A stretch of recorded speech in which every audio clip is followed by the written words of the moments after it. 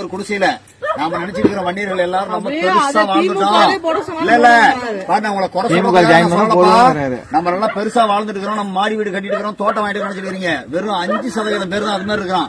95% பேரு இதே குடிசையில தமிழ்நாடு முழுசும் நான் போற எல்லா கிராமங்களையும் பாக்குறேன். நான் தமிழ்நாடு முழுசும் போறேன். இதுதான் நம்ம நிலைமை. இப்படிதான் நீங்க வச்சிருக்கிற ஸ்டாலினும் இந்த ஆட்சியாளர்களும் நம்மள வச்சிருக்காங்க. ஆனா நீங்க அவனுக்கு ஓட்டு போறோம்னு சொல்லி சொன்னா இதையும் வச்சுட்டு நாம அவங்ககிட்ட போய் பிச்சை எடுக்கிறத தவிர வழியே கிடையாது எழுதி வச்சாங்க. இது ஒட்டுமொத்த தமிழ்நாட்டுடைய இன்னைய நிலைமை. இந்த சாலைதான் நானும் இப்படிப்பட்ட ஒரு சாலையில தான் பிறந்தேன். நீங்க அதுக்கு துணை போனீங்களா இந்த சமுதாயத்தினுடைய முதல் துரோகி எதிரி நீங்க தான் அப்படிங்கறத மனசுல வச்சுக்காங்க.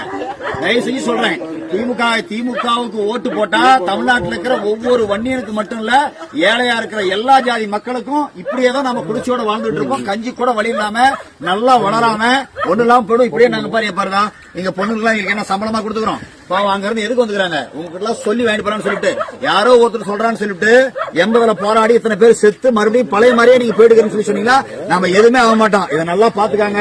தமிழ்நாட்டில் இருக்கிற எல்லா ஏழை மக்களும் பாத்துக்காங்க, எல்லா ஜாதி சமுதாய மக்களும் பாத்துக்காங்க. இப்படி இருக்கிற குடிச்சையில தான் நம்ம வாழ்ந்துட்டு இருக்கிறோம். நாம எல்லாம் நல்லா இருக்குன்னு சொல்லி சொன்னா தமிழ்நாட்டில் திமுக ஆட்சி முழுசும் வழியில போகணும் நாசமா.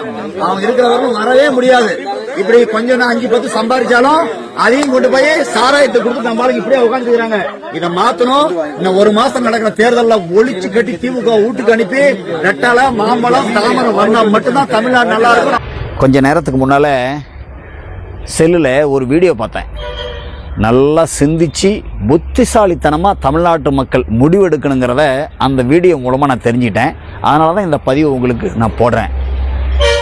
கட்சிக்காரருங்க எல்லாருமே ஒருத்தன் போய் வீட்டில் ஒரு நின்று எனக்கு நான் குத்து விளக்கு கொடுக்குறேன், எனக்கு ஓட்டு போடுங்க அப்படின்னு சொல்லி கேட்குறாங்க. அதுக்கு அந்த வீட்டில் இருக்கிற அம்மா சொல்லுது, சத்தியமாக உங்களுக்கு தான் நான் ஓட்டு போடுறேன் அப்படின்னு சொல்லிட்டு சொல்லுது.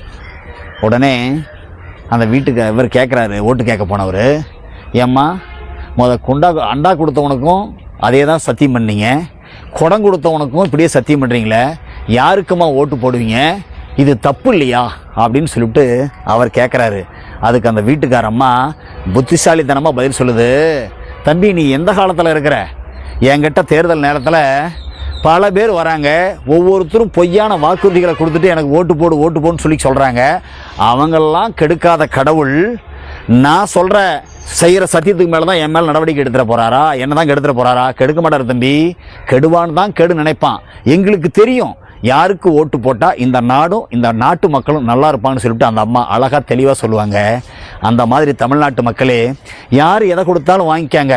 ஆனால் உங்கள் கண்ணுலையும் உங்கள் மனசுலையும் தோன்றது எப்பயுமே தமிழ்நாட்டில் தேசிய ஜனநாயக கூட்டணி, மாங்கனி, இரட்டை இலை, தாமரை, இதுதான் உங்கள் கண்களுக்கு தெரியணும்.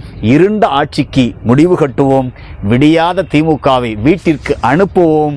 நம்முடைய தேசிய ஜனநாயக கூட்டணியுடைய முதலமைச்சராக மரியாதைக்குரிய ஐயா திரு எடப்பாடியாரை உருவாக்குவோம். அண்ணன் அன்புமணியின் கனவுகளையும் ஐயா பாரத பிரதமர் மோடியின் லட்சியத்தையும் நிறைவேற்றுவோம்.